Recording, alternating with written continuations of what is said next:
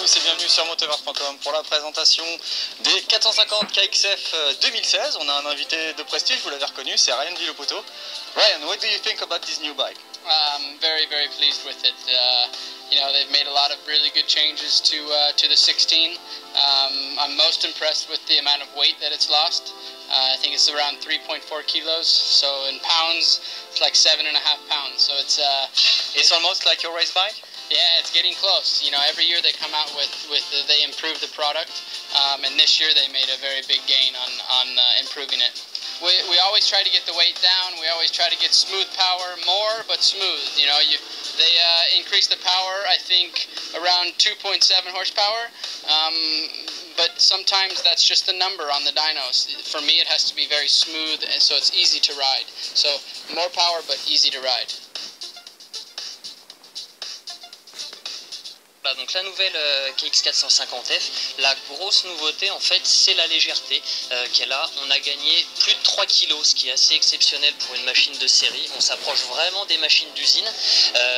Notamment en fait ce gain de poids a été fait au niveau du cadre, un cadre beaucoup plus étroit, donc qui permet aussi d'avoir de la finesse. Et également toute la partie moteur, toutes les pièces internes ont été rallégées, revues, ce qui offre en même temps un peu plus de puissance, presque 3 chevaux de plus. Donc on a vraiment une machine légère, puissante, facile à emmener, idéale pour se faire plaisir.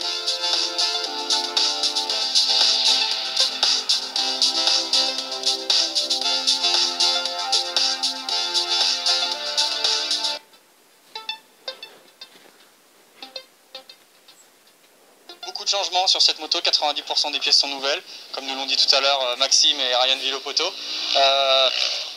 D'entrée sur la moto, on sent quand même qu'elle a fait un sacré régime. Il y a eu... Elle est vachement moins large, elle est quand même plus légère, il y a eu quand même du boulot de fait et on le ressent, mais en même temps c'est une moto qui garde quand même son ADN, j'ai envie de dire, et ceux qui aimaient les Kawasaki dans le passé ne seront pas forcément perdus sur celle-ci. C'est pas complètement nouveau en termes de sensation de pilotage. Ce qui est nouveau, donc voilà, c'est le poids, c'est la taille. Le moteur a été un petit peu revu aussi. On nous annonce 3 chevaux supplémentaires dans le clan Kawasaki. Honnêtement sur la piste ça s'est pas vraiment ressenti. On a simplement ressenti une facilité d'utilisation qui était appréciable. D'ailleurs on aurait presque cru qu'il y avait moins de puissance qu'avant, ça arrache moins, c'est plus facile. Mais il est toujours possible d'adapter avec les différents plugs.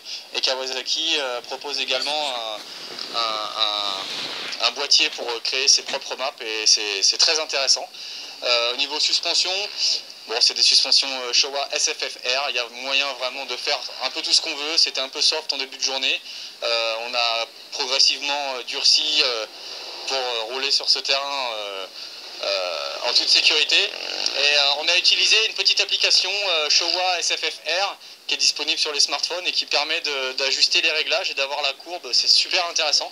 On vous mettra le lien dans la vidéo et voilà, donc on vous donne rendez-vous très bientôt sur motoverse.com pour un prochain essai. Ciao!